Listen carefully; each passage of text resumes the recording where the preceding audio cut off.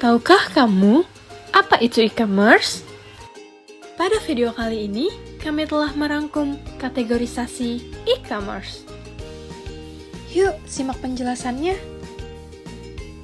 Di era digital ini, kalian pasti tidak asing dengan adanya belanja online. Aktivitas jual beli barang dan jasa yang terjadi melalui media elektronik disebut e-commerce. Contohnya ada Shopee, Tokopedia, Lazada, Blibli, dan banyak yang lainnya. Berikut kita masuk ke jenis-jenis e-commerce. Yang pertama, business to business atau B2B merupakan transaksi jual beli antar perusahaan.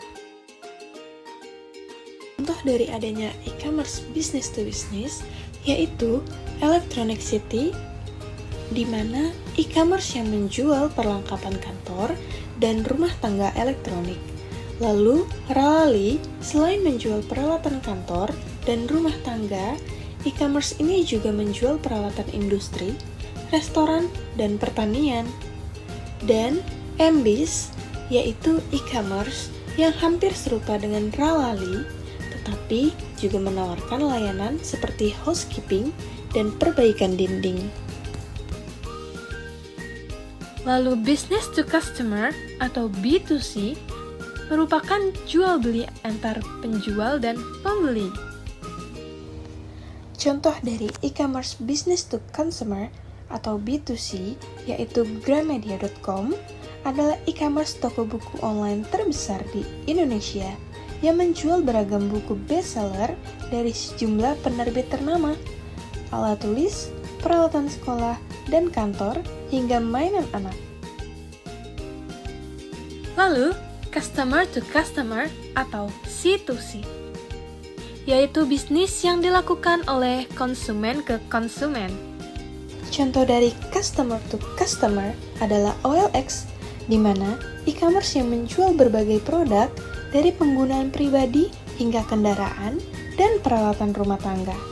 Lalu, ada juga Tokopedia, hampir serupa dengan Shopee, tapi pembeli juga bisa menemukan barang bekas di sini. E-commerce memiliki banyak manfaat loh. Di antaranya, jangkauan pasar yang luas, mengurangi adanya gedung-gedung dan infrastruktur, sehingga dapat memperkecil anggaran.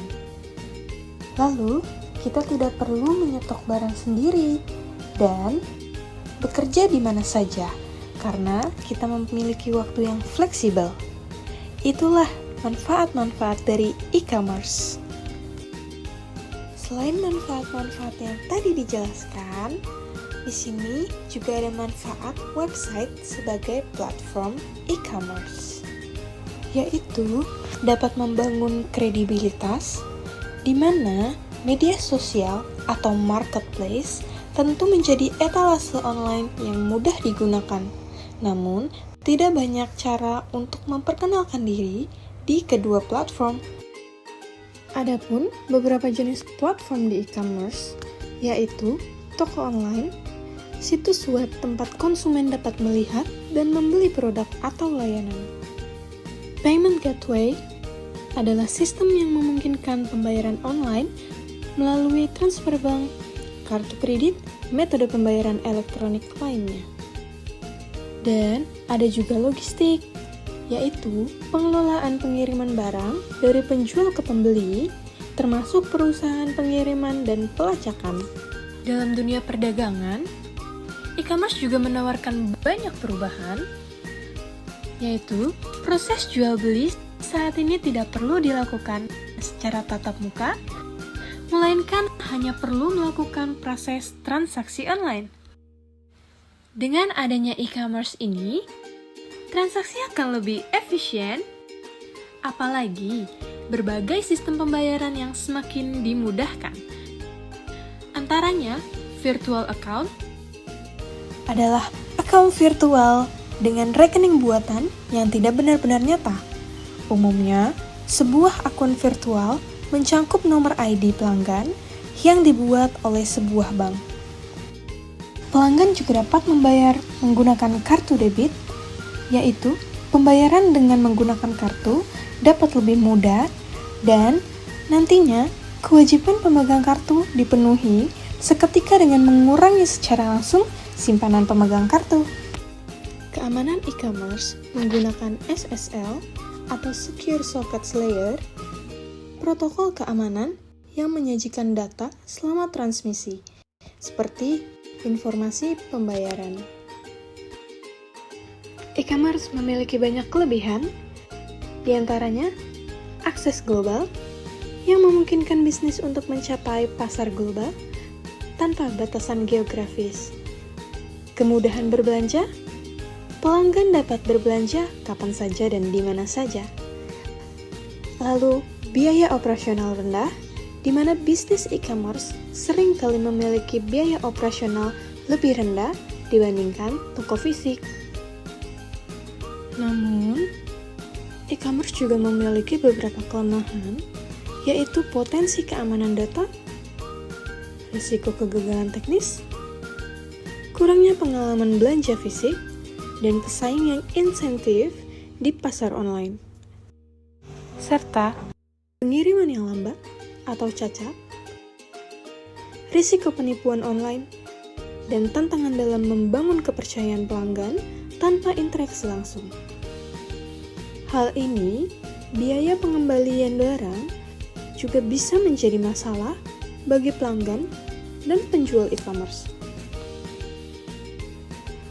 Keuntungan e-commerce yang dapat diambil dari penerapan e-commerce dapat dilihat dari 3 pihak utama yang terlibat dari di dalamnya, yaitu organisasi, konsumen, dan juga masyarakat.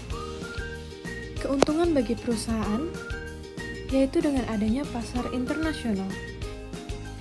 Dengan adanya e-commerce, sebuah perusahaan dapat memiliki sebuah pasar internasional yang dimana di dalam pasar internasional ada bisnis yang dapat dijalankan tanpa harus terbentur pada batas negara dengan adanya dukungan dari teknologi digital.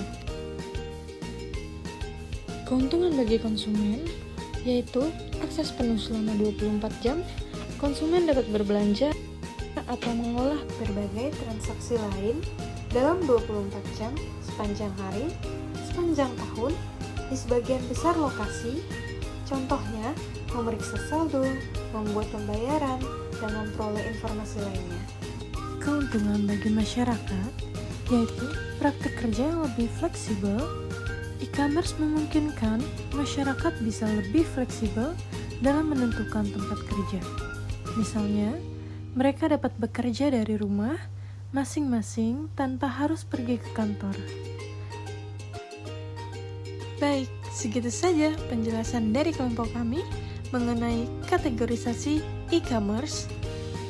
Kurang lebihnya kami mohon maaf, semoga bermanfaat. Sampai jumpa di video berikutnya.